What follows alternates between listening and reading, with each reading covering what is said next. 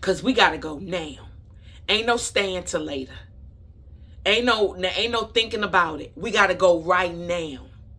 Leave all your clothes. Leave all your everything. Why do I try?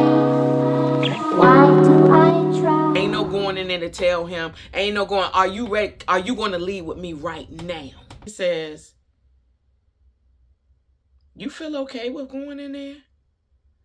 And I said, I think I better. I don't want to make things worse. She said, I don't think that's a good reason to go in there. I'm letting you know right now, if you want to leave right now with me, you can. And I just thought to myself, what if I don't make it? What if I have the opportunity to leave? I go in there and I don't make it. I'm telling you, I was so scared. But I left. I said, okay. And I left. I left with nothing. And I was scared. I was unsure. I didn't know what was going to happen. I didn't know what he was going to do. Now, let me also note that I was trying to find somewhere to go before this happened. I was trying to plan a strategy of leaving. I didn't know how I was going to do it because I wasn't really making a lot of money at the time. I had certain bills that I was responsible for at the house that I was kind of behind on, like the electric bill. And I didn't know how I was going to do it, but I knew I needed to do it, right? I knew I needed to leave as soon as possible. And so I began asking around, trying to see who had a room or whatever that I can rent. And one of the people that I asked was one of my clients. She was having her own set of issues going on. She said, you could come and get the key. You don't have to pay me any money. The pastor at the time, I stayed at her house that weekend. We went, of course, that was a Wednesday. We had Bible study. I stayed throughout the weekend. Her and another minister, they took me through deliverance. And I moved in with this client. She didn't charge me any money for the first month. She told me I didn't have to pay her anything. So do you see how God is already, he's making things happen. He's already setting up. See, we try to plan things. I was trying to plan and I didn't know how. Don't worry about the how. I said all of that to say, don't worry about the how. You just come into agreement with God. When he shows you, you come into agreement with him, and he will start setting up the plan. You just have to be ready to move. See, I had to be ready to say, yes, I'll go with you. When she said, you're going to leave with me right now. No, ain't no going in the house to get no clothes. Ain't no going in there to tell him. Ain't no going, are you ready? Are you going to leave with me right now? Because we got to go now. Ain't no staying till later. Ain't no thinking about it. We got to go right now. Leave all your clothes. Leave all your everything. Let's go. I had to be willing to do that. And so because I was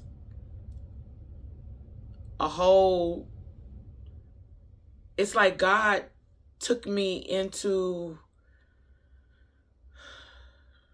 I can't even really explain what he took me into. All I know is everything was provided. I didn't need anything. The people from the church, they would come and they would pick me up. They would take me wherever I needed to go. They would buy me food. Just before this happened, at the church, Apostle, I keep calling her Apostle. Well, she's Apostle now.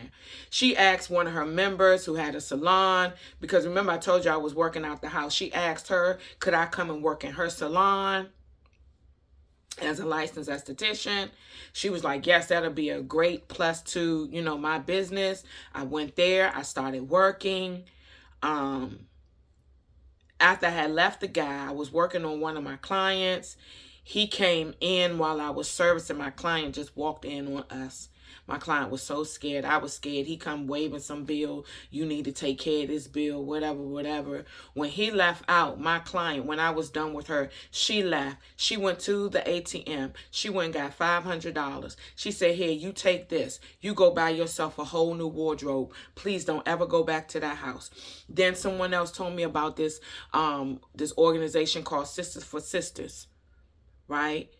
They gave me a cell phone because my cell phone that I had, it was in his name. He was paying the bill. He turned the phone off.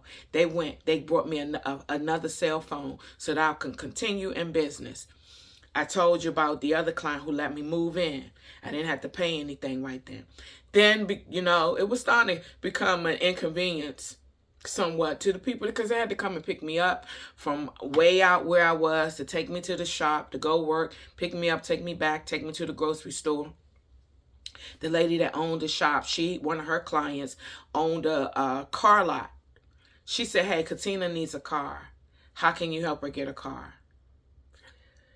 Went to the car lot, put the money down. It was very little. Oh, I didn't have much money saved. I think I only had like $500.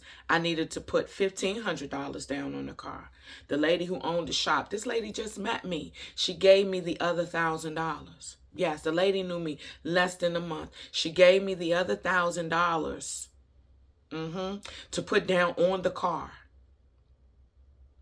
Yes, she did. She told me I did not have to hurry up and pay her back. I could pay her back over time at whatever pace that was comfortable for me. I'm just telling you how I began how God began this personal relationship with me when he was showing me right in my face that, baby, I'm here for you. I got it all covered. I will touch all of these people's heart. I will give you everything you need. You don't have to worry. You ain't got to depend on no man. You ain't got to stay with no man going through all of this stuff, all of this abuse, all of this submitting your body over to this man, continually getting pregnant, continually having miscarriages. Yes, I orchestrated those miscarriages, and the Lord let me see what those children look like in my dream. I saw my sons and my daughters. I saw them in my dream. They were beautiful, but they're with the Lord. My other 4 children are with the Lord. So anyway, and they did not have to go through all of that abuse and all of that chaos, right? So I went there. Hold on. Okay, so all of this is happening for me. I got my car. I got, my place to work. I got all of these things, right? God is just providing. People will come. And then, in this relationship, God would tell me, do not work on Saturdays. I want you to spend that day with me. All my time I was just in my Bible. God was opening his word up to me. The understanding that I was getting, it was like I could just understand everything. It was like somebody just let me in. God let me in. And he was just pouring his heart out to me. And I had all of these notes. They're gone now and moving all over the place. But anyway, he was pouring his heart out to me. He was making his word clear to me. And he would tell me, I don't want you to work on Saturdays. I want you to spend that time with me. And people would, badger me and say, who do you think you are? This is like the busiest day of the week. How are you going to be off on Saturdays?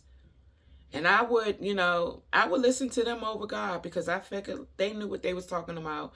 And because my relationship was new with God, maybe I was hearing them wrong. And so I would set these appointments up, and I will be on my way to work. And as I will be on my way, one by one, each client will be canceling their appointment. Till there was no clients to go to the shop and meet.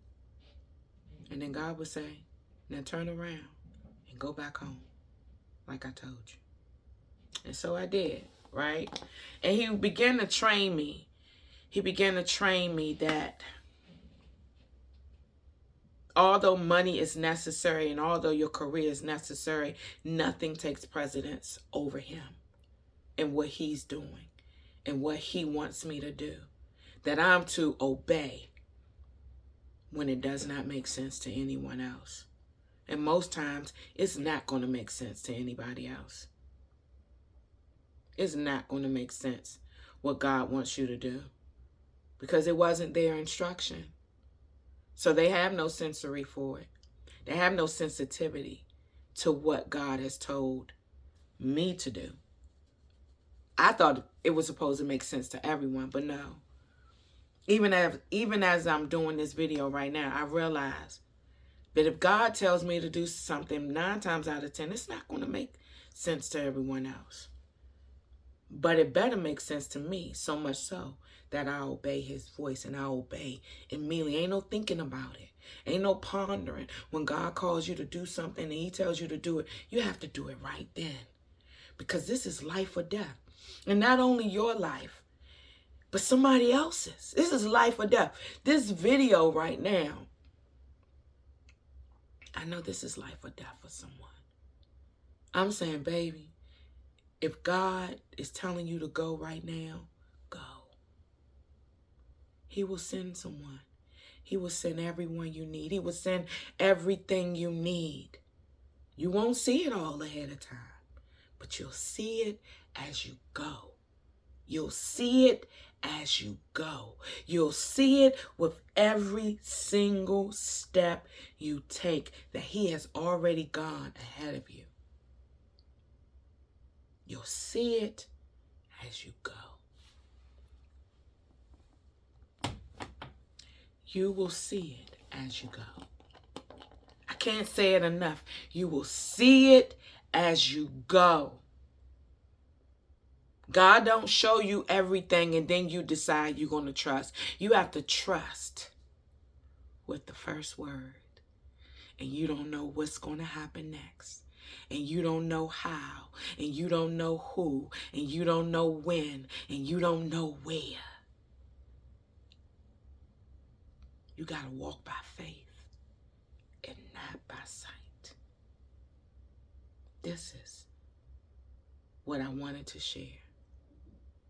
You got to walk by faith and not by sight. The faith is God has told you what to do. He's made it clear. He's made it plain. And he's been talking to you all along. And he's talking to you even now today. And he's saying, baby, yes, it's scary, but be very courageous. Be courageous. Courage is doing it in spite of your fear. Doing it with an assuredness that although you're afraid, you're going to be taken care of. You don't know how. You can't even really see it. You just sense it. You know it because he said, do it. He got everything you need. He got everything and everyone. It's already prepared for you. That's just how much God loves us.